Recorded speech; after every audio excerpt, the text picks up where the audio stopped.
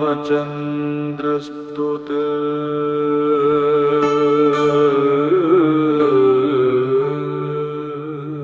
नमामि भक्तवत्सलं कृपालुशीलकोमलं भजामि ते पदाम्बुजं ह्यकामिनां स्वधामदं निकामश्यामसुन्दरं भवाम्बुवाधिमन्दरं प्रफुल्लकञ्जलोचनं मदादिदोषमोचनं प्रलम्बबाहुविक्रमं प्रभो प्रमेयवैभवं निषङ्गचापसायकं धरं त्रिलोकनायकं दिनेशवंशमण्डनं महेशचापखण्डनं मुनीन्द्रचित्तरञ्जनं सुरारिवृन्दभज्जनं मनोजवैरिवन्दितं यजादिदेवसेवितं विशुद्धबोधविग्रहं समस्तदूषणापहं नमामि जानकीपतिं सुखाकरं सतां गतिं भजे सशक्तिसानुजं शचीपतिप्रियानुजं त्वदङ्घ्रिसीमये नरा भजन्ति हीनमत्सरा पतन्ति नो भवार्णवे वितर्कवीचिसङ्कुले विविक्तवासिनः सदा भजन्ति मुक्तये मुदा निरस्य हीन्द्रियादिकं प्रयान्ति ते गतिं स्वकम् त्वमेकमद्भुतं प्रभुं निरीहमीश्वरं विभुं जगद्गुरुं च शाश्वतं तुरीयमेव केवलं भजामि भाववल्लभं सुयोगिनां सुदुर्लभं स्वभक्तकल्पपादपं समस्तसेव्यमन्वहम् अनूपरूपभूपतिं नतोऽहमुर्विजापतिं प्रसीद मे नमामि ते पदाब्जभक्ति देहि मे पठन्ति ये स्तवं त्विदं सदादरेण ते पदं व्रजन्ति नात्र संशयम् त्वदीयभक्तिसंयुक्ताः नमामि भक्तवत्सलं कृपालुशीलकोमलं भजामि ते पदाम्बुजं ह्यकामिनां स्वधामदं निकामश्यामसुन्दरं भवाम्बुवाधिमन्दरं प्रफुल्लकञ्जलोचनं मदादिदोषमोचनं प्रलम्बबाहुविक्रमं प्रभो प्रमेयवैभवं निषङ्गचापसायकं धरं त्रिलोकनायकं दिनेशवंशमण्डनं महेशचापखण्डनं मुनीन्द्रचित्तरञ्जनं सुरारिवृन्दभज्जनं मनोजवैरिवन्दितं यजादिदेवसेवितं विशुद्धबोधविग्रहं समस्तदूषणापहं नमामि जानकीपतिं सुखाकरं सतां गतिं भजे सशक्तिसानुजं शचीपतिप्रियानुजं त्वदङ्घ्रिसीमये नरा भजन्ति हीनमत्सरा पतन्ति नो भवार्णवे वितर्कवीचिसङ्कुले विविक्तवासिनः सदा भजन्ति मुक्तये मुदा निरस्य हीन्द्रियादिकं प्रयान्ति ते गतिं स्वकम् त्वमेकमद्भुतं प्रभुं निरीहमीश्वरं विभुं जगद्गुरुं च शाश्वतं तुरीयमेव केवलं भजामि भाववल्लभं सुयोगिनां सुदुर्लभं स्वभक्तकल्पपादपं समस्तसेव्यमन्वहम् अनूपरूप भूपतिं नतोऽहमुर्विजापतिं प्रसीद मे नमामि ते पदाब्ज भक्ति देहि मे पठन्ति ये स्तवं त्विदं सदादरेण ते पदं व्रजन्ति नात्र संशयम् त्वदीय भक्ति संयुक्ताः नमामि भक्तवत्सलं कृपालुशीलकोमलं भजामि ते पदाम्बुजं ह्यकामिनां स्वधामदं निकामश्यामसुन्दरं भवाम्बुवाधिमन्दरं प्रफुल्लकञ्जलोचनं मदादिदोषमोचनं प्रलम्बबाहुविक्रमं प्रभो प्रमेयवैभवं निषङ्गचापसायकं धरं त्रिलोकनायकं दिनेशवंशमण्डनं महेशचापखण्डनं मुनीन्द्रचित्तरञ्जनं सुरारिवृन्दभज्जनं मनोजवैरिवन्दितं यजादिदेवसेवितं विशुद्धबोधविग्रहं समस्तदूषणापहं नमामि जानकीपतिं सुखाकरं सतां गतिं भजे सशक्तिसानुजं शचीपतिप्रियानुजं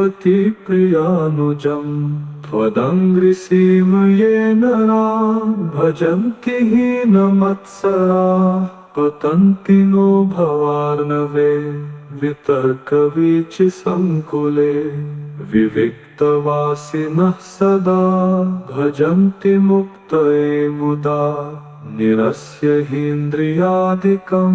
प्रयान्ति ते गतिं स्वकम् त्वमेकमद्भुतं प्रभुं निरीहमीश्वरं विभुं जगद्गुरुं च शाश्वतं तुरीयमेव केवलं भजामि भाववल्लभं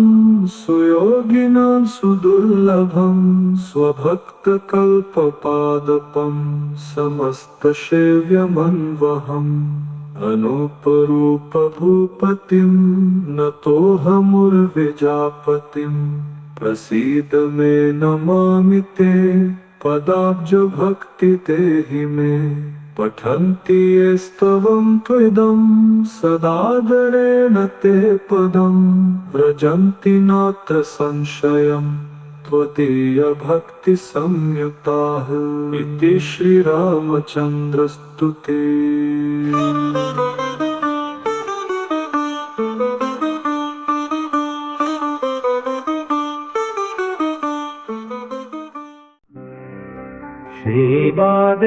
श्रीपादेशार्या सूर्यस्तुति उद्यन्नद्य विवस्वानारोहन् नुत्तरां दिवं देवः रुद्रोगं मम सूर्यो हरिमाणं चाशुनाशयतु निमिषार्थेनैकेन द्वे च शते द्वे सहस्रे द्वे क्रममाणयोजनानाम् नमोऽस्तु ते नलिननाथाय कर्मज्ञानखदशकं मनश्च जीव इति विश्वसर्गाय द्वादशधायो विचरति सद्वादशमूर्तिरस्तु मोदाय त्वं हि यजुरुक्सामः त्वमागमस्त्वं वषट्कारः त्वं विश्वं त्वं हंसः त्वं भानो परमहंस शिवरूपाज्ञानमहं त्वत्तो मुक्तिं जनार्दनाकारात् शिखिरूपादैश्वर्यं त्वत्तश्चारोग्यमिच्छामि त्वचिदोषा दृशिदोषा हृदिदोषा येऽखिलेन्द्रियजदोषा तान् पूषा हतदोष किञ्चिद्रोषाग्निना दहतु धर्मार्थ काममोक्ष प्रतिरोधानुव्रतापवेगकरान् बन्दीकृतेन्द्रियगणान् गदान् विखण्डयतु चण्डांशु येन विनेदं तिमिरं जगदेत्यद्रसति चरमचरमखिलम् धृतबोधं तं नलिनी भर्तारं हर्तारमापदामीडे यस्य सहस्राधीशोरधीषु लेशो हिमांशु बिम्बगतः भासयति नक्तमखिलं भेदयतु विपद्गणानरुणः तिमिरमिव नेत्रतिमिरं पटलमिवाशेषरोगपटलं नः काशमिवाधिनिकायं कालपितारोगयुक्ततां हर्तात् वाताश्मरीदाशस्त्वग्दोषमहोदर प्रमेहाश्च ग्रहणी भगन्धराक्षा महतीस्त्वं मेरुजोहन्ति त्वं माता त्वं शरणं त्वं धाता त्वं धनं त्वमाचार्य त्वं त्राता त्वं हर्ता विपदामर्क प्रसीद मम भानो इत्यार्या द्वादशकं साम्बस्य पुरो नभस्थलात् पतितम् पश्यतां भाग्यसमृद्धि समस्तरोगक्षयश्च स्यात् उद्यन्नद्य विवस्वानारोहन् नुत्तरां दिवं देवः रुद्रोगं मम सूर्यो हरिमाणं चाशु नाशयतु निमिषार्थेनैकेन द्वे च शते द्वे सहस्रे द्वे क्रममाणयोजनानां नमोऽस्तु ते नलिननाथाय कर्मज्ञानखदशकं मनश्च जीव इति विश्वसर्गाय द्वादशधायो विचरति सद्वादशमूर्तिरस्तु मोदाय त्वं हि यजुरुक्सामः त्वमागमस्त्वं वषट्कारः त्वं विश्वं त्वं हंसः त्वं भानो परमहंस शिवरूपाज्ञानमहं त्वत्तो मुक्तिं जनार्दनाकारात् शिखिरूपादैश्वर्यं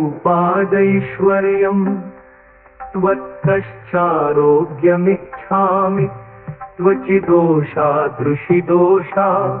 हृदिदोषा येऽखिलेन्द्रियजदोषा तान् पूषा हतदोष किञ्चिद्रोषाग्निना दहतु धर्मार्थ काममोक्ष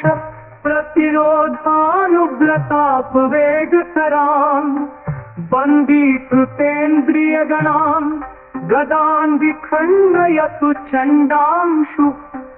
येन विनेदं तिमिरं जगदेत्यद्रसति चरमचरमखिलम् धृतबोधं तं नलिनी भर्तारं हर्तारमापदामीडे यस्य सहस्राधीशोरधीषु लेशो हिमांशु बिम्बगतः भासयति नक्तमखिलं भेदयतु विपद्गणानरुणः तिमिरमिव नेत्रतिमिरं पटलमिवाशेषरोगपटलं नः काशमिवाधिनिकायं कालपितारोगयुक्ततां हर्तात् वाताश्मरीदाशस्त्वग्दोषमहोदर प्रमेहाश्च ग्रहणी भगन्धराक्षा महतीस्त्वं मेरुजोहन्ति त्वं माता त्वं शरणं त्वं धाता त्वं धनं त्वमाचार्य त्वं त्राता त्वं हर्ता विपदामः प्रसीद मम भानो इत्यार्या द्वादशकम् साम्बस्य पुरो नभस्थलात् पतितम् पश्यतां भाग्यसमृद्धि समस्तरोगक्षयश्च स्यात् उद्यन्नद्य विवस्वानारोहन् नुत्तरां दिवं देवः रुद्रोगं मम सूर्यो हरिमाणं चाशु नाशयतु निमिषार्थेनैकेन द्वे च शते द्वे सहस्रे द्वे क्रममाणयोजनानाम् नमोऽस्तु ते नलिननाथाय कर्मज्ञानखदशकं मनश्च जीव इति विश्वसर्गाय द्वादशधायो विचरति सद्वादशमूर्तिरस्तु मोदाय त्वं हि यजुरुक्सामः त्वमागमस्त्वं वषट्कारः त्वं विश्वं त्वं हंसः त्वं भानो परमहंसः शिवरूपाज्ञानमहं त्वत्तो मुक्तिं जनार्दनाकारात् शिखिरूपादैश्वर्यं त्वत्तश्चारोग्यमिच्छामि त्वचिदोषा दृशिदोषा हृदिदोषा येऽखिलेन्द्रियजदोषा तान् पूषा हतदोष किञ्चिद्रोषाग्निना दहतु धर्मार्थकाममोक्ष प्रतिरोधानुव्रतापवेगकरान् बन्दीकृतेन्द्रियगणान् गदान् विखण्डयतु चण्डांशु येन विनेदं तिमिरं जगदेत्यद्रसति चरमचरमखिलम् धृतबोधं तं नलिनीभर्तारं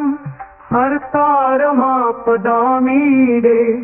यस्य सहस्राधीशोरधीषु लेशो हिमांशु बिम्बदतः भासयति नक्तमखिलं भेदयतु विपद्गणानरुणः तिमिरमिव नेत्रतिमिरं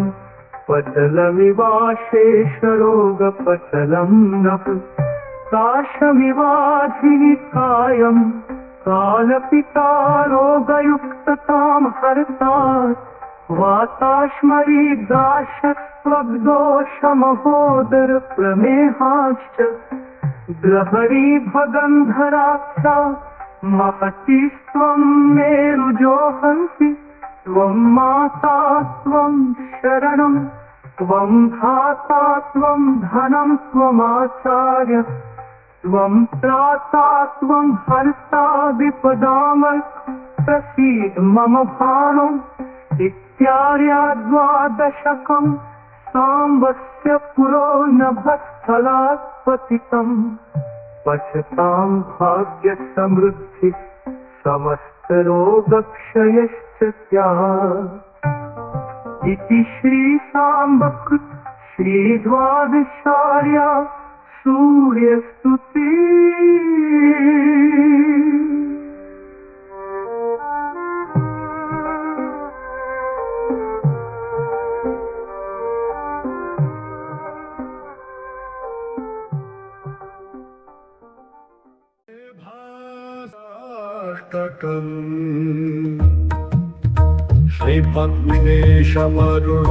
श्रीपद्मिनेशमरुणोज्ज्वलकान्तिमन्तम् मौनेन्द्रवृन्दसुरवन्दितपादपद्मम् नीरेजसम्भव मुकुन्द शिवस्वरूपम् श्रीभास्करं भुवन् बान्धवमाश्रयामि मार्ताण्डवेशमखिलात्मकमंशुमन्त्र आनन्दरूपमणिमाधिकसिद्धिदं च आद्यन्तमध्यरहितं च शिवप्रदं त्वां श्रीभास्करं गतजनाश्रयमाश्रयामि सप्ताश्वमरमणिमाश्रितपारिजातम् चाम्बूनताभमर्तिनिर्मलदृष्टिदं च दिव्याम्बराभरणभूषितचारुमूर्तिम् श्रीभास्करं ग्रहगणाधिपमाश्रयामि अपार्तिरोगभयदुःखहरं शरण्यम् संसारगाढतमसागरतारकं च हंसात्मकं निगमवेद्यमहस्करं त्वां श्रीभास्करं कमलबान्धवमाश्रयामि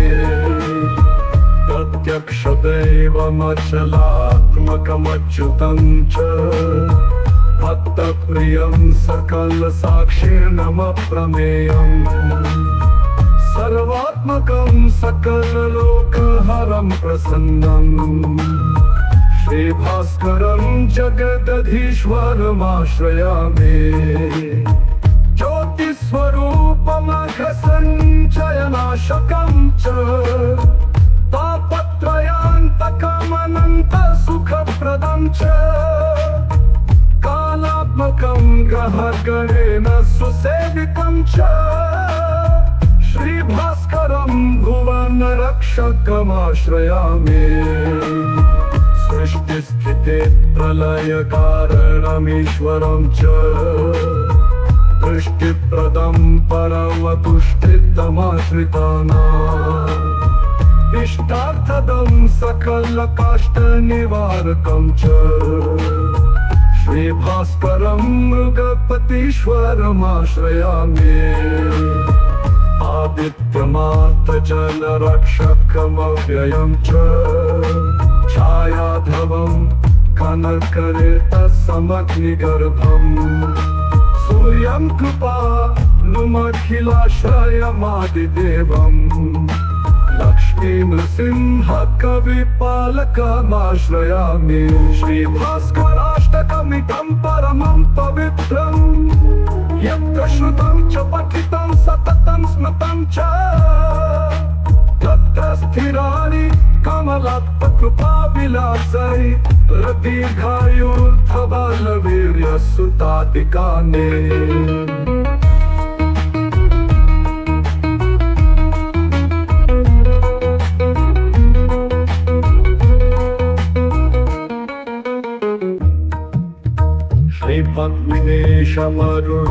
श्रीपद्मिनेशमरुज्ज्वलकान्तिमन्तम् मौनेन्द्रवृन्दसुरवन्दितपादपद्मम्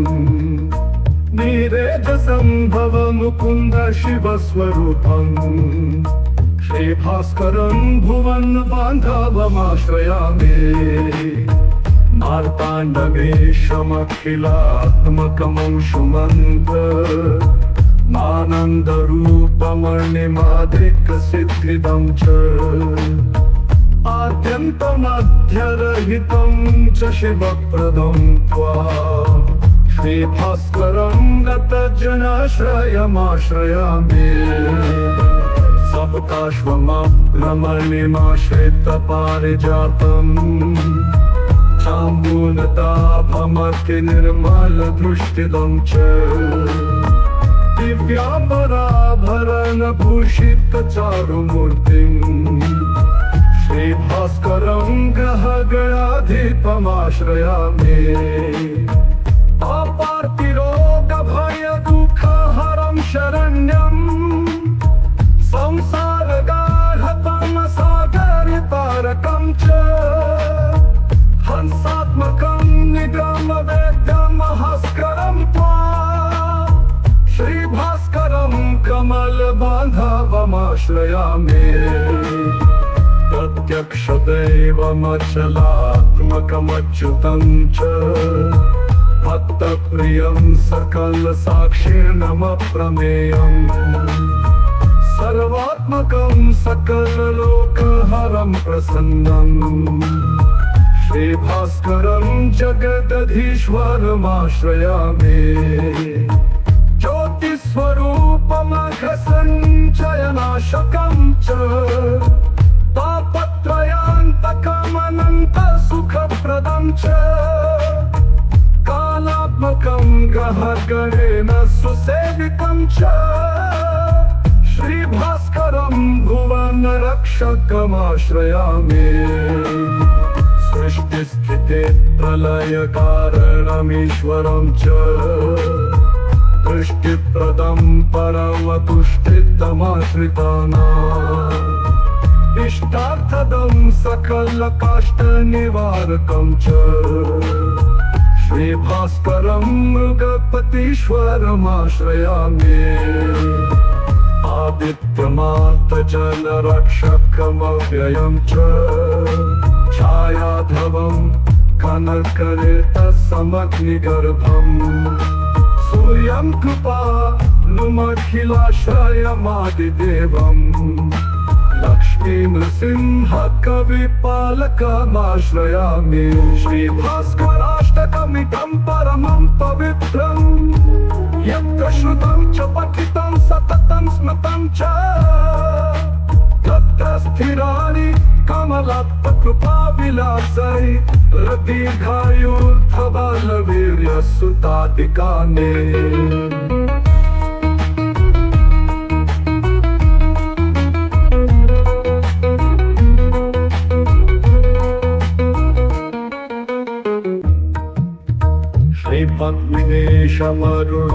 श्रीपद्मिनेशमरुणोज्ज्वलकान्तिमन्तम् मौनेन्द्रवृन्दसुरवन्दितपादपद्मम् नीरेजसम्भवमुकुन्द शिवस्वरूपम् श्रीभास्करं भुवनबान्धवमाश्रयामि मार्ताण्डवेशमखिलात्मकमंशुमन्त्र आनन्दरूपमणिमाधिकसिद्धिदं च आद्यन्तमध्यरहितं च शिवप्रदं त्वा श्रीभास्करं गतजनाश्रयमाश्रयामि सप्ताश्वमरमणिमाश्रितपारिजातम् चाम्बूनताभमतिनिर्मलदृष्टिदं च